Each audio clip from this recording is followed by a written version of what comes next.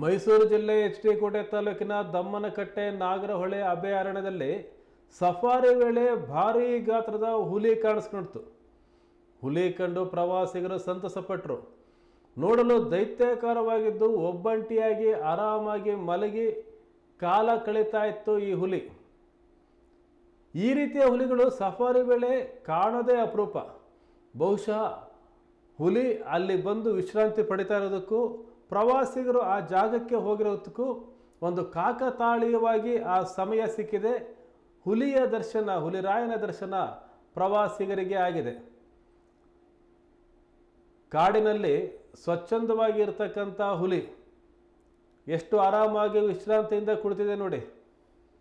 ಕಾಡು ಪ್ರಾಣಿಗಳು ಮನುಷ್ಯರನ್ನು ನೋಡಿದ ತಕ್ಷಣ, ಬೇರೆ ಪ್ರಾಣಿಗಳನ್ನು ನೋಡಿದ ತಕ್ಷಣ ಬೇಟೆ ಆಡ್ತವೆ ಅಂತಲೇ ತಿಳ್ಕೊಬೇಡಿ. ಪ್ರಾಣಿಗಳು ಹಸಿವಿದ್ದಾಗ ಮಾತ್ರ ಬೇಟೆಯನ್ನು ಆಡ್ತವೆ. ಹೊಟ್ಟೆ ತುಂಬಿತ್ತು ಅಂದರೆ ಬೇಟೆ ಎದುರಿಗೆ ಹೋಗ್ತಾ ಇದ್ರೂ ಸಹ ಕಣ್ಣೆತ್ತಿಯೂ ಸಹ ನೋಡಲ್ಲ. ಅಂತಹ ಒಂದು ನಿಯಮ ಪ್ರಾಣಿಗಳಿಗಿದೆ. ಹಸಿವಾದಾಗ ಮಾತ್ರ, ಬೆಳಗ್ಗೆ ತಿಂಡಿ, ಮಧ್ಯಾಹ್ನ ಊಟ, ರಾತ್ರಿ ಊಟ ಅಂತ ಇಲ್ಲ, ಹಸಿವಾದರೆ ಮಾತ್ರ ಊಟ. ಈ ರೀತಿಯಾದಂಥ ಒಂದು ಪರಿಪಾಠ ಕಾಡು ಪ್ರಾಣಿಗಳಲ್ಲಿದೆ. ಹುಲಿ ಎಷ್ಟು ಗಾಂಭೀರ್ಯವಾಗಿ ಕುಳಿತಿದೆ, ಪ್ರವಾಸಿಗರ ಕಣ್ಣಿಗೆ ಬಿದ್ದಿದೆ. ಕಬಿನಿಯಲ್ಲಿ ನಾಗರಹೊಳೆಯಲ್ಲಿ ಕಂಡಂಥ ಹುಲಿ ಇದು, ದೈತ್ಯಾಕಾರದ ಹುಲಿ.